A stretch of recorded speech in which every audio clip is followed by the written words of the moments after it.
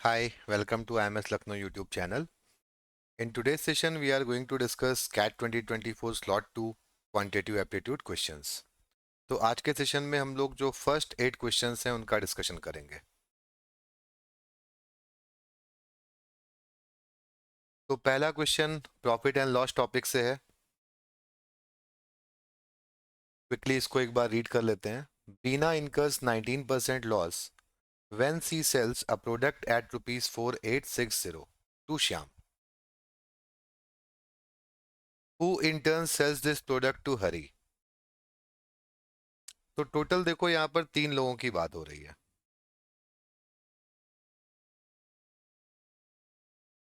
बीना,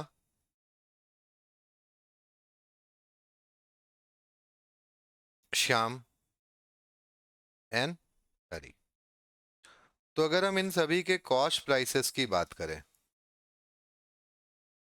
तो हम इनको आपस में कंपेयर करने की बात भी कर सकते हैं, क्योंकि देखो क्वेश्चन में क्या लिखा हुआ है. क्वेश्चन सेज बीना जब सेल करती है श्याम को तो उसको लॉस होता है कितने का, 19% का.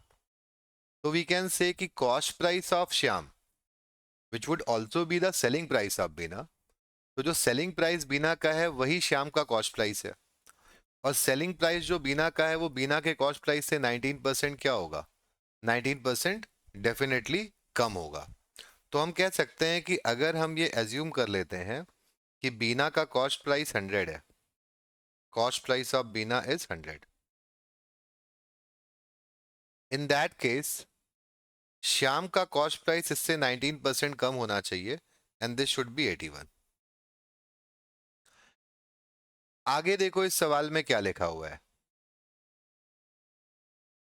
इस 81 को एक्चुअल में इस सवाल में बताया गया है 4860. तो ये जो 81 है ये एक्चुअल में 4860 के इक्वल है. नेक्स्ट इट इज रिटन कि श्याम ने अपना प्रोडक्ट किसको सेल कर दिया, हरि को सेल कर दिया. अब लिखा हुआ है if Bina would have sold this product to Shyam at the purchase price of Hari. तो हम हरि का कॉस्ट प्राइस जो भी है, अगर ये श्याम का कॉस्ट प्राइस होता, अगर ये श्याम का कॉस्ट प्राइस होता तो उस केस में बीना को 17% का प्रॉफिट होता. तो हम कह सकते हैं हरि का जो अभी कॉस्ट प्राइस है this is 117 if Bina's cost price is 100. So now we just need to calculate कि if 81 corresponds to 4860 उस केस में 117 की वैल्यू क्या होगी या 100 की वैल्यू क्या होगी. तो हम कह सकते हैं कि अगर 81 इज इक्वल टू, या इसको 81x लिख लेते हैं, इसको 117x लिख लेते हैं, दिस कुड बी 100x. तो if 81x is equal to 4860 then x would be equal to 4860 divided by 81, which is nothing but 60. So if this value is 60, we can easily calculate any value which is asked. So in this question they are asking the profit in rupee made by Shyam. तो देखो श्याम को कितने का profit हुआ होगा. श्याम का cost price 81x है और हरि को इसने सेल किया है तो 117x श्याम का सेलिंग प्राइस होगा जो कि हरि के लिए कॉस्ट प्राइस है. तो और answer should be 117x minus 81x. क्या वैल्यू हम लोग को मिलेगी, 19 plus 17 which is 36x. x हम ऑलरेडी कैलकुलेट कर चुके हैं तो this should be 36 into 60.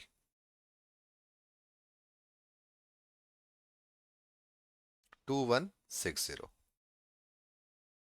So a very basic question if you can apply the concept of ratios in this particular question.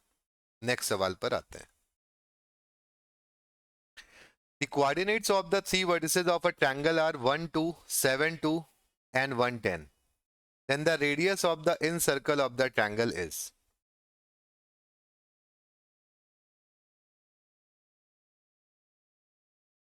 तो if we say कि point 1 यहां पर है, 2, 3, 4, 5, 6, 7, इधर हम 1 और 2 मार्क कर लेते हैं. तो हम कह सकते हैं पॉइंट 1, 2 कहां पे करस्पॉन्ड करेगा, इस जगह पे. एंड 0.72 कहां पर होगा? यहां पर होगा। एंड 0.110 कहां होगा? ये 1 है, 1 के थोड़ा ऊपर यहां पे कहीं होगा। तो if we make this triangle,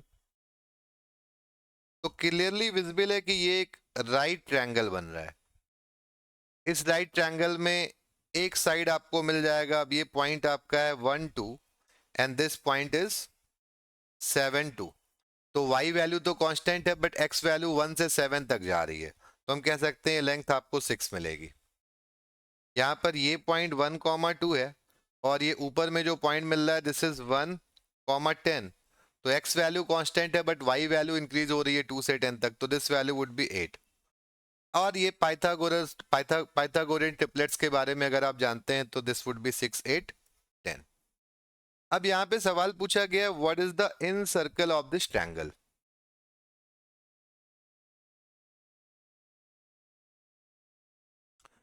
तो यहाँ पे देखो, किसी भी ट्रायंगल की अगर हम बात करेंगे तो एक तो जनरल फॉर्मूला होता है कि किसी भी ट्रायंगल का जो एरिया होता है, this area is in radius into semi perimeter.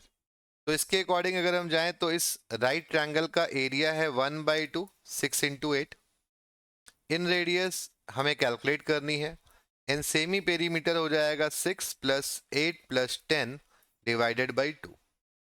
Solving this will give you what? 48 by 2 is 24 and this value is 10 plus 8 plus 6, 24 by 2 is 12. So value of R is 2. दूसरा right triangle की अगर हम बात कर रहे हैं तो किसी भी राइट ट्रायंगल की अगर हम बात करते हैं और अगर हम कहते हैं ये उसके साइड्स हैं ए बी सी, तो इसका जो इन रेडियस है वो होता है a plus b minus c divided by 2। तो इस अप्रोच से भी हम लोग आंसर को निकाल सकते थे, हम कह सकते थे 6 plus 8 minus 10 by 2 which is equal to 2। अब ये फॉर्मूला जरूरी नहीं है कि सभी को याद हो, but this is something which applies on each and every triangle. Right triangle के केस में ये एक अलग से स्पेशल रिजल्ट आपको मिल जाता है। You can apply any of this and ये एक इजी सवाल हुआ। नेक्स्ट सवाल पे आते हैं। A fruit seller had a stock of mangoes, bananas, apples और आगे देखो क्या लिखा हुआ है with at least one fruit of each type. At the beginning of a day, the number of mangoes make up 40% of his stock. That day, he sells half of the mangoes, 96 bananas, and 40% of the apples. At the end of the day, he ends up selling 50% of the fruits. The smallest possible total number of fruits in the stock at the beginning of the day is. So initially when we read this question, तो question पढ़ने में बहुत easy नहीं लग रहा है ना, और बहुत इजी आई थिंक होगा भी नहीं, तो इसको सॉल्व करके देखते हैं। लैंग्वेज भी इसमें ज्यादा है ना। तो लेट्स सी दिस क्वेश्चन। तो 3 अलग अलग वैरायटी के फ्रूट्स की बात की गई है, मैंगोस, बनानास एंड एप्पल्स। तो इनिशियली देखो कुछ इंपॉर्टेंट लाइंस हैं इस सवाल में। सबसे पहली बात तो ये इंपॉर्टेंट है कि mangoes make up 40% of his stock. तो अगर हम कुछ स्टॉक मान लेते हैं 100x, तो हम कह सकते हैं मैंगोज का जो काउंट होगा वो 40x होगा, और बनानाज और एप्पल्स मिला करके कितने होंगे? 60x होंगे। अब आगे देखो क्या बात लिखी हुई है, that day he sells half of the mangoes. तो हम कह सकते हैं कि 20x उसने सेल कर दिए। 20x अगर सेल कर दिए तो उसके पास रिमेनिंग जो बचेंगे वो भी 20x हो जाएंगे। तो ये उसने सेल कर दिए और ये उसके पास रिमेनिंग बच रहे हैं, ऐसा हम लोग बोल सकते हैं। बनानास के बारे में बताया गया कि उसने 96 बनानास सेल कर दिए and 40% of the apple sell कर दिया है। तो देखो 40% को अगर हम फ्रैक्शन में देखें तो 40% का मतलब होता है 2/5। तो हम एप्पल का काउंट कोई ऐसा नंबर मान लेते हैं जो 5 से डिविजिबल हो। मान लेते हैं एप्पल्स हमारे पास जो इनिशियली थे वो 5y थे, तो 5y का 40% 2/5 से मल्टीप्लाई करोगे क्या आएगा, 2y। 2y हमने सेल कर दिया। अगर हमने 2y सेल कर दिया तो हमारे पास रिमेनिंग कितना बचा, 3y हमारे पास रिमेनिंग बच गया। यहाँ पे हम कह सकते हैं 40% तो हमारे पास मैंगोज थे, तो रिमेनिंग स्टॉक जो था वो कितना होगा, 60%। तो ये वैल्यू आपको मिलनी चाहिए 60x माइनस 5y, और ये एक वैल्यू आपको मिलती है 5y। तीनों को ऑब्वियसली ऐड करेंगे तो 100x आपको मिल जाएगा, है ना। अब यहाँ पे हम कह सकते हैं रिमेनिंग जो बचेगा बनानास का काउंट वो होगा 60x माइनस 5y माइनस 96। अब आगे देखो सवाल में क्या लिखा हुआ है, at the end of the day he ends up selling 50% of the fruits. तो ये जो उसने सेल किया है this is 50% of the fruits, या जो ये रिमेनिंग है ये किसके बराबर होगा, 50% ऑफ द फ्रूट्स के बराबर होगा। तो we can say if we add these values हमें ये मिलना चाहिए 50x। अब यहां से एक x और y में आपको इक्वेशन मिलेगी। क्या इक्वेशन मिलेगी, इधर मैं लिख रहा हूं, देखिए सब लोग। 50x minus 20x would be 30x,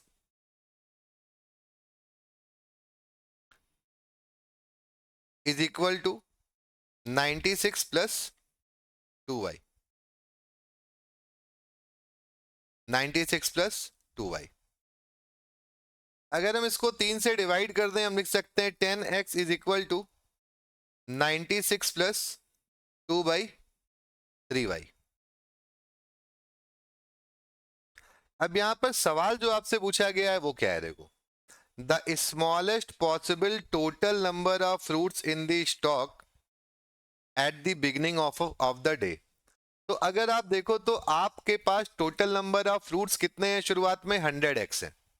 तो हमारी कोशिश इस सवाल में क्या होनी चाहिए, x को मिनिमाइज करने की। अगर हमें x को मिनिमाइज करना है तो ऑब्वियसली अगर 10x 96 प्लस 2/3 इंटू वाई है तो y को भी मिनिमाइज करना होगा। और हमें पता है कि ये जो वैल्यूज हमें मिल रही हैं, अब ये जो देखो ये जो 10x है ये आपको फ्रैक्शन में तो मिल नहीं सकता, तो हम कह सकते हैं स्मॉलेस्ट पॉसिबल वैल्यू, अगर यहाँ पे इंटीजर चाहिए तो y की स्मॉलेस्ट पॉसिबल वैल्यू क्या होगी, y की लीस्ट पॉसिबल वैल्यू क्या होगी, 3 होगी। तो अगर हम y is equal to 3 put कर देते हैं तो हमें आपको यहाँ पे जो रिजल्ट मिलता है वो देखिए क्या मिलता है, 10x is equal to 96 plus 2/3 को 3 से मल्टीप्लाई करोगे तो क्या मिलेगा, सॉरी यहाँ पे एक एरर है, इसको करेक्ट कर लीजिएगा। ये 96 को भी हम लोग 3 से डिवाइड करेंगे तो दिस वुड बी 32। तो this value would be what,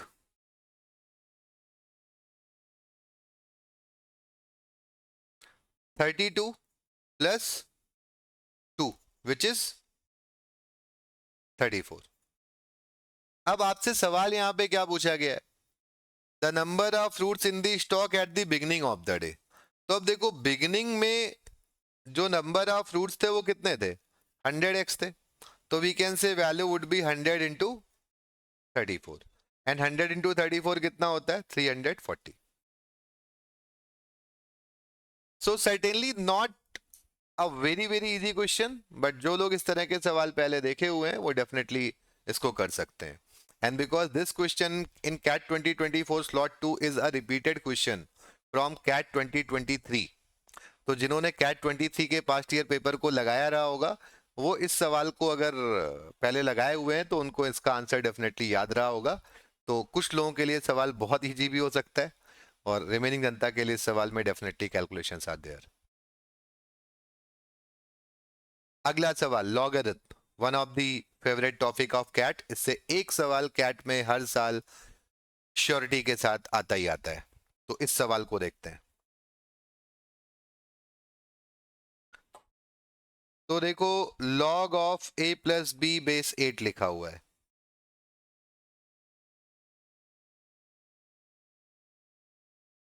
और नीचे में क्या लिखा हुआ है, log ऑफ c बेस 2। तो देखो एक चेंज ऑफ बेस नाम की प्रॉपर्टी होती है, उसको आप यूज कर सकते हो। तो ऊपर में आप क्या लिख सकते हो इस चीज को, log a plus b upon log of 8। log of 8 को आप लिख सकते हो 3 इंटू लॉग ऑफ 2। डिनोमिनेटर में क्या आ जाएगा, log of c divided by log of 2, है ना। तो फाइनली ये वैल्यू क्या हो जाएगी, log of a plus b upon log of c। Second term जो यहां पे लिखा हुआ है वो क्या है, log of a minus b base 27 है। नीचे क्या लिखा हुआ है, log ऑफ c बेस 3 है। इसको सॉल्व करते हैं तो क्या लिख सकते हैं, log of a minus b divided by, अब 27 होता है 3 का क्यूब, तो यू कैन राइट 3 log 3। नीचे चेंज ऑफ बेस प्रॉपर्टी को यूज करते हैं तो log of c divided by log of 3। तो देखो यहाँ पे जैसे log 2 कैंसिल हो गया था, वैसे यहाँ पे log ऑफ 3 और log ऑफ 3 कैंसिल हो जाता है इस सेकंड वाले में। तो अब आपको रिजल्ट क्या मिलता है, log of a minus b upon 3 into log of c।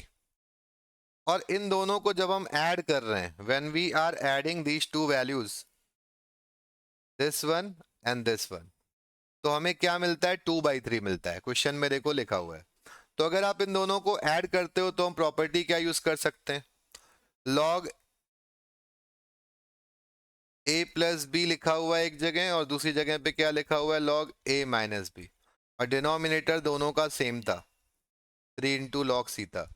This value is equal to 2/3। तो यहां से आपको फाइनली क्या रिजल्ट मिलेगा इसको देखते हैं। तो 3 तो कैंसिल हो जाता है, log a plus log b की वैल्यू होती है log a इंटू बी, तो we can say log of a square minus b square, because when you multiply a plus b, a minus b, you get a square minus b square is equal to twice of log c। 2 into log c को आप लिख सकते हो log c square. तो अब अगर आप compare करते हैं तो आपको रिजल्ट मिलता है a square is equal to b square plus c square. अब इस सवाल में आपसे क्या पूछा गया उसको नोटिस करते हैं। तो question is asking what is the greatest possible integer value of a, और शुरुआत में कुछ इंफॉर्मेशन भी आपको दी गई है कि a की वैल्यू b और c से ज्यादा है, a ग्रेटर देन 10 है, and b and c both are less than or equal to 10। तो if we want to maximise a, अगर हमें a को मैक्सिमाइज करना है तो भी हम कह सकते हैं कि यार b और c की वैल्यू तो हमें 10 से कम ही रखनी है। अब अगर हम बड़ी से बड़ी वैल्यू भी रखते हैं तो हमें यहाँ पे रिजल्ट क्या मिलेगा, we get a result a square is equal to 10 square plus 10 square. ये तब है जब हम b को मैक्सिमम पॉसिबल वैल्यू दे रहे हैं, अदरवाइज a स्क्वायर की वैल्यू 10 या 10 से कम, तो हम कह सकते हैं कि ये जो वैल्यू हमें मिलने वाली है ये किसी भी केस में इससे कम होगी या मैक्सिमम इसके बराबर हो सकती है। तो हम कह सकते हैं a square less than or equal to 200 हमें मिलता है। अब अगर हम a की बात करें तो इसका स्क्वायर रूट निकालोगे जो कि ऑलमोस्ट 14 पॉइंट समथिंग होगा, 14 point something, square root of 200, 14 का स्क्वायर 196 हो सकता है। तो 14 पॉइंट समथिंग से छोटी वैल्यू लेनी है, लेकिन ग्रेटेस्ट पॉसिबल इंटीजर पूछा गया है, तो हम कह सकते हैं a का वैल्यू क्या होगा, 14। तो 14 is your answer. So not a very difficult question for those people who know the properties of log. Next सवाल पे आते हैं, फंक्शंस। तो आपको ये एक फंक्शन दिया हुआ है यहाँ पे, f of x into y is equal to f x into f y plus f x plus y for all x y. और अगर हम x या y में से किसी की वैल्यू प्राइम नंबर रखते हैं, यहाँ देखो लिखा f of p is equal to 1, तो अगर आप प्राइम नंबर की बात करोगे, जैसे हमें f2 निकालना है तो वैल्यू क्या आएगी, 1 आएगी। f3 निकालना है तो वैल्यू क्या आएगी, 1 आएगी। f4 निकालना है तो हम इस फंक्शन का इस्तेमाल करेंगे, लेकिन f5 की वैल्यू क्या होगी, 1 होगी। अब यहाँ पे question is asking for the value of f160000।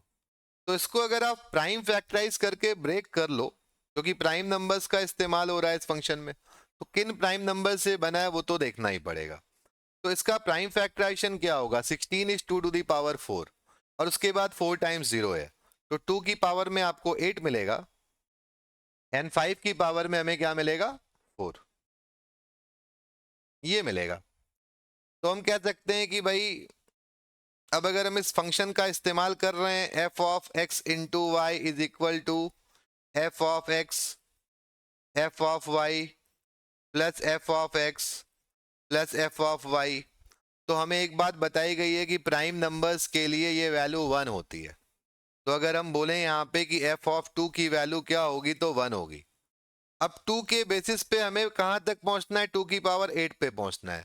तो हम कह सकते हैं अगर हम f ऑफ 4 निकाल रहे हैं, 4 का मतलब हो गया 2 इंटू 2, तो यहाँ पे ध्यान से देखिएगा हम क्या लिख सकते हैं, f2 जो कि 1 आएगा, फिर f2 जो कि 1 आएगा, प्लस 1 क्या वैल्यू आएगी, 3। अब अगर f4 आपके पास आ गया तो f ऑफ 4 इंटू 4 f16 निकल जाएगा, क्या वैल्यू आएगी इस फंक्शन को अप्लाई करेंगे तो 3 इंटू 3 प्लस 3 क्या वैल्यू आएगी, 15। अब अगर हमारे पास 16 आ गया है तो हम कह सकते हैं f16 इंटू 16 256, 2 की पावर 8, ये भी निकाल सकते हैं, क्या वैल्यू आएगी 15 इंटू 15 प्लस 15, तो ये वैल्यू आपको मिलेगी 225 प्लस 30 विच इज 255। तो देखो ये एक तो मिल गया आपको। अब सेकेंडली क्या बचा है, 5 की पावर 4, तो उस पे आते हैं। अब अगर आप नोटिस करो तो f5 की वैल्यू भी 1 होगी, because 5 is a prime number. But if we wish to calculate f5 into 5 f25, तो वैल्यू क्या आएगी, 1 into 1 plus 1 which is 3। Now if we wish to calculate f25 into 25, जो कि अल्टीमेटली 5 की पावर 4 है, तो वैल्यू क्या आएगी, 3 into 3 plus 3 which is 15। Now what we can say कि अब हम निकाल सकते हैं f, ये वैल्यू क्या है 256, और ये वैल्यू क्या है 625, जो कि हमारा क्वेश्चन भी है। इसी की वैल्यू क्या होगी, 1,60,000 होगी। तो हमें क्या मिलना चाहिए, अब f 256 मिलेगा आपको, जो कि 255 के बराबर है, इंटू f5 मिलेगा जो कि 15 के बराबर है, प्लस f 256 मिलेगा जो कि 255 के बराबर है, और प्लस f 625 मिलेगा जो कि 15 के बराबर है। तो now if we calculate this what we get, calculate करते हैं इसको, तो 255 को 15 से मल्टीप्लाई करते हैं,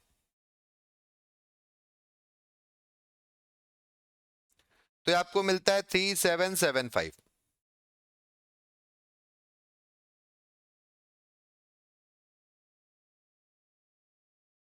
सॉरी 3825, दिस वैल्यू इज 3825। और अब आप इसमें कुछ ऐड करने जा रहे हो, तो वैसे भी ऑप्शन से आपको क्लियर है कि भाई कुछ ऐड कर रहे हैं, छोटा सा नंबर तो यहीं पहुंचेंगे, still you can add and cross check. तो इसको अगर आप ऐड करते हो तो 255 प्लस 15 कुल मिला करके आप ऐड कर रहे हैं कितना, 270। तो अगर ऐड कर दोगे तो this is 5, this is 9, this is 0, this is 4, so 4095 is your answer. So बहुत इजी सवाल भी नहीं था, बट बहुत डिफिकल्ट भी नहीं था। नेक्स्ट सवाल पे आते हैं। The roots alpha beta of the equation 3x square, अब जो आगे एक सिंबल है इसको लेमडा पढ़ते हैं हम लोग, है ना। तो देखो यहाँ पे क्या वैल्यू आपको मिलती है, यहाँ पे जो रिलेशन दिया हुआ है, तो आपको एक क्वाड्रेटिक इक्वेशन दी गई है 3x square -1 is equal to 0। अब सम ऑफ रूट्स जो होता है वो क्या होता है? -b/a। यहां पे इसकी वैल्यू हो जाएगी -λ/3। प्रोडक्ट ऑफ रूट क्या होता है? c/a होता है। इस सवाल में इसकी वैल्यू क्या हो जाएगी? माइनस का 1/3। तो आपके पास सम ऑफ रूट आ गया, प्रोडक्ट ऑफ रूट आ गया। एक और रिलेशन आपको दिया गया है which says 1/α² plus 1/β² is equal to 15। तो इसको अगर हम सॉल्व करते हैं तो हमें क्या मिलता है? α² plus β² is equal to 15 times α² into β²। तो हम ये भी कह सकते हैं कि α² प्लस β² की जो वैल्यू होगी वो 15 इंटू, अब अल्फा इंटू बीटा की वैल्यू -1/3 है, तो -1/3 का आप स्क्वायर कर सकते हो, तो दिस वैल्यू वुड बी 1/9। तो हम कह सकते हैं 15/9 मिलेगा। 15/9 का मतलब क्या हो जाएगा? 5/3। तो वैल्यू ऑफ α² प्लस β² इज 5/3, ऐसा हम लोग बोल सकते हैं। अब इस सवाल में जो पूछा गया है उस पे आते हैं। तो इस सवाल में देखो आपसे क्या पूछा गया है। The question is asking α³ plus β³। तो देखो ये आइडेंटिटीज आपको याद रखनी चाहिए। α³ प्लस β³ की वैल्यू क्या होती है? हमें इसका भी स्क्वायर निकालना है, पहले ये आइडेंटिटी पे हम लोग काम कर रहे हैं। तो this is alpha plus beta का whole cube minus 3 alpha beta alpha plus beta. अब अगर हम वैल्यूज को रिप्लेस करना चाहें यहां पे, तो अल्फा प्लस बीटा की जगह पे हम लोग कुछ रख सकते हैं। क्या रख सकते हैं?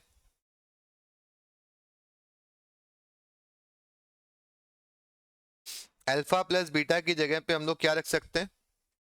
तो इस लेमडा के फॉर्म में कुछ हम लोग रख सकते हैं। तो कहीं ना कहीं हमें इसकी भी वैल्यू निकालनी है, तो पहले यहीं पे थोड़ा काम कर लेते हैं। अब जैसे देखो α² प्लस β² हमें मिल गया था, इस चीज को हम लोग क्या बोल सकते हैं? अल्फा प्लस बीटा का whole square minus twice of alpha beta is equal to 5/3। तो अल्फा प्लस बीटा की वैल्यू में आपको ये λ/3 दिखता है, स्क्वायर करोगे तो क्या मिलेगा? λ² / 9 माइनस 2 टाइम्स, और अल्फा इंटू बीटा की वैल्यू -1/3 है, तो ये हो जाएगा +2/3 इज इक्वल टू 5/3। तो यहां से आपको λ² की वैल्यू मिल जाएगी कितनी? 5/3 में से 2/3 लेस करोगे तो 3/3 1 आएगा, 1 इंटू 9 से वैल्यू 9 आती है। तो यू कैन से लेमडा का वैल्यू प्लस या -3 आने वाला है, प्लस या -3 आने वाला है। अब यहाँ पे हम लोग इस वैल्यू को कैलकुलेट करने की कोशिश करते हैं। तो देखो अल्फा प्लस बीटा की जगह पे हम लोग क्या रख सकते हैं? अब अगर आप नोटिस करो तो हम कह सकते हैं अल्फा प्लस बीटा की भी दो वैल्यूज हो सकती हैं depending upon the value of lambda. तो वी कैन से ये जो अल्फा प्लस बीटा है जो कि -λ/c के बराबर है, इसकी दो वैल्यूज हो सकती हैं। अगर आप +3 रखोगे तो आपको ये -1 मिलेगा, और अगर आप -3 रखोगे तो ये +1 मिलेगा। अब इसमें से कुछ भी रख के देखते हैं। मान लो -1 रखते हैं, तो हम कह सकते हैं -1 का cube -3 times alpha into beta की वैल्यू -1/3 है, और अल्फा प्लस बीटा की वैल्यू आपको -1 रखनी होगी। फाइनली ये क्या मिलता है? देखिए ये आपको मिलता है -2। अगर हम +1 रखते हैं इस पूरे इक्वेशन में तो क्या मिलता है? तो हम कह सकते हैं हमें मिलेगा 1 का cube -3 times alpha into beta की वैल्यू -1/3 है, और अल्फा प्लस बीटा की वैल्यू +1 है। तो अभी ये देखो क्या मिलता है आपको? +2 मिलता है। तो हम कह सकते हैं कि alpha cube plus beta cube की वैल्यू हमें या तो -2 मिलने वाली है और या तो +2 मिलने वाली है। तो अगर हम इसका स्क्वायर करने वाले हैं तो हमें या तो -2 का स्क्वायर मिलेगा या तो +2 का स्क्वायर मिलेगा। But in both the cases in both the cases value क्या मिलेगी? 4. सो 4 इज द आंसर.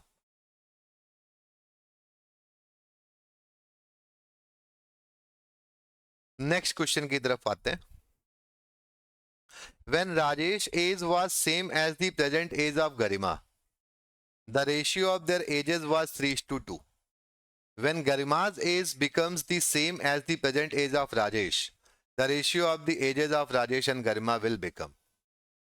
तो देखो यहां दो लोग हैं, राजेश एंड गरिमा. अब एक तो इनका प्रेजेंट है, एक इनका पास्ट है और एक इनका फ्यूचर है. वेट करो बेटा, अभी पास्ट है, प्रेजेंट है और क्या है? फ्यूचर है.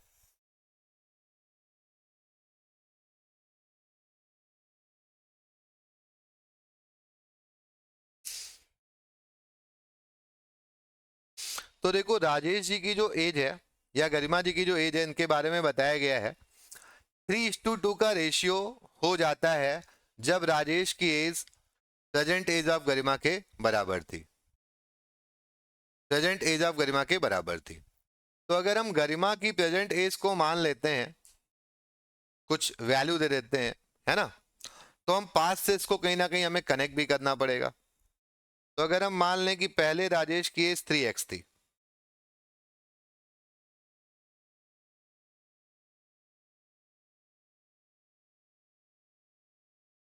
उस समय गरिमा की एज क्या थी? 2x. और गरिमा की प्रेजेंट एज भी क्या होगी? 3x.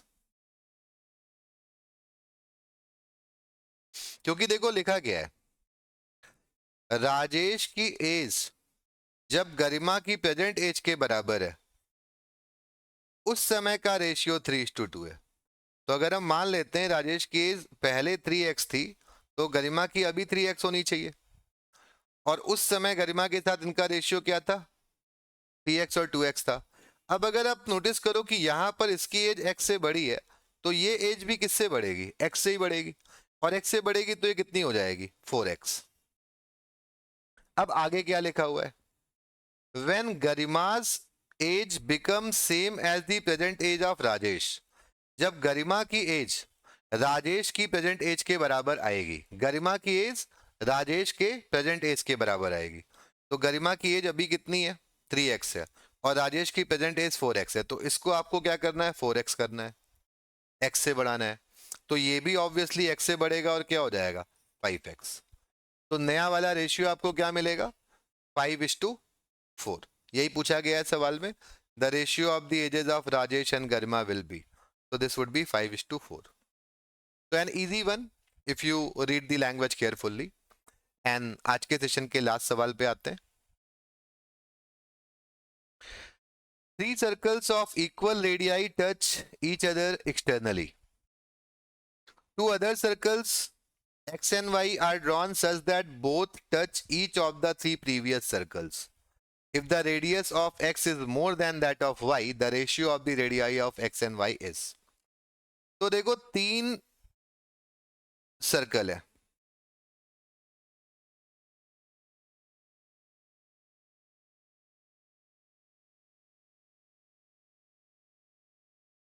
तीनों इक्वल है. यहाँ थोड़ा सा आपको एक अनइक्वल दिख रहा होगा, उसको भी उसी के बराबर बना देते हैं,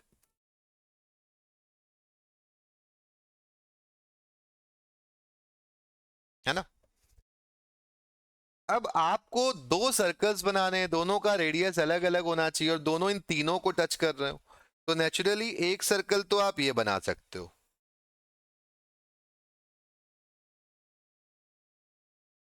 जो इन तीनों को सरकमस्क्राइब करेगा. और दूसरा आप बना सकते हो यहाँ पे, जो इस वाले गैप में बनेगा. और कोई पॉसिबिलिटी यहाँ पे दिखती नहीं है जिसमें सर्कल तीनों को टच कर रहा हो. अब इनके रेडियस के रेशियो पे सवाल पूछा गया है. बड़े वाले सर्कल का नाम x दिया गया है, छोटे वाले का, इस वाले का नाम आपको दिया गया y. अब पहले तो इनके सेंटर्स को मिला लेते हैं.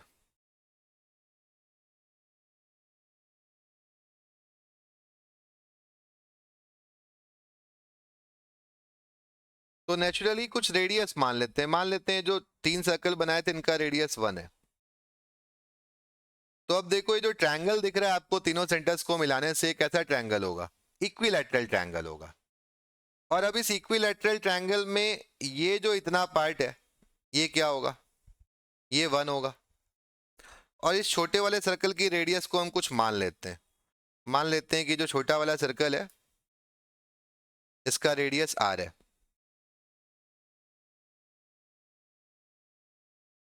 इसको हम लोग मान लेते हैं r है, छोटे वाले सर्कल का रेडियस। तो अब यहाँ पे अगर आप देखो तो ये जो पूरी डिस्टेंस है इसको कुछ पॉइंट को नाम दे देते हैं p, इसको नाम दे देते हैं a। तो हम कह सकते हैं जो AP आपको दिख रहा है ये क्या है, ये इक्विलैटरल ट्रायंगल का, इसको हम सेंट्रॉइड भी बोल सकते हैं। इक्विलैटरल ट्रायंगल में सेंट्रॉइड, इन सेंटर, सरकम सेंटर सब एक ही जगह पे आते हैं। तो हम कह सकते हैं कि ये जो A से P तक की दूरी है ये इस ट्रायंगल का सरकम रेडियस है। तो हम कह सकते हैं इस इक्विलैटरल ट्रायंगल का साइड कितना था, 2 था। साइड अगर 2 था तो हाइट कितनी होगी, हाइट होगी √3/2 ऑफ साइड, यानी कि √3। सरकम रेडियस क्या होगा, सरकम रेडियस होता है 2/3 ऑफ हाइट, अगर हम इक्विलैटरल ट्रायंगल की बात कर रहे हैं तो ये आपको मिलेगा 2/√3। तो आपको ये 2/√3 मिल जाएगा, 2/√3 मिल जाएगा। अब अगर हम नोटिस करें तो ये जो x है, x का रेडियस क्या होगा, x का रेडियस देखो ये पूरी वैल्यू होगी। तो इधर भी 1 आपको मिलेगा, इधर भी 1 मिलेगा, तो ये आपको मिलेगा 2 + r। और y का रेडियस तो हमने ऑलरेडी r मान रखा है। तो आपको ये रेशियो पता लगाना है, यानी कि आपको पता लगाना है 2 + r डिवाइडेड बाई r, जिसको आप क्या लिख सकते हो, अब 2 + r है, r का वैल्यू हम लोग ऑलरेडी निकाल चुके हैं। सरकम रेडियस ये जो आपने निकाला ये था 1 + r, तो r का वैल्यू आप यहां से निकाल सकते हो। भाई ये वैल्यू 1 थी, ये r था, तो AP की वैल्यू तो ऑब्वियसली क्या आ रही थी, 1 + r आ रही थी। अब स्मॉल r आप यहां से कैलकुलेट करोगे तो r की जगह पे आप क्या लिख सकते हो, 2/√3 - 1, तो ये आपको मिलता है 2 - √3/√3। अब इसको पुट करोगे तो थोड़ी कैलकुलेशंस तो रहेंगी, तो आप कह सकते हैं 2 प्लस, इसको हम 2/r + 1 लिख लेते हैं, लिख सकते हैं। तो अब देखो ये फाइनली क्या मिलेगा, 2 को डिवाइड कर रहे हो 2 - √3/√3 से, और +1 भी कर रहे हो साथ में, तो फाइनली ये वैल्यू आपको मिलने वाली है कितनी, 2√3 -2 सॉरी +2 -√3 डिवाइडेड बाई 2 - √3। तो अब आपको ये वैल्यू क्या मिलेगी फाइनली, √3 + 2 डिवाइडेड बाई 2 - √3। तो अगर आप कॉन्जुगेट से मल्टीप्लाई कर देते हो ऊपर नीचे, तो अगर आप 2 + √3 से मल्टीप्लाई करोगे तो नीचे तो डिनोमिनेटर क्या आ जाएगा, 1 आ जाएगा, 4 - 3, और ऊपर में √3 + 2 का होल स्क्वायर मिलेगा, जो कि क्या होगा, 2 का स्क्वायर 4, √3 का स्क्वायर 3, तो 4 + 3 7, और 2 × 2 × √3 is 4√3, तो दिस इज नथिंग बट 7 + 4√3। तो 7 + 4√3 ratio 1, this would be your answer. तो रिमेनिंग कैट 24 स्लॉट 1 के क्वेश्चंस को हम लोग, स्लॉट 2 के क्वेश्चंस को हम लोग अगले वीडियो में सॉल्व करेंगे। Thank you very much.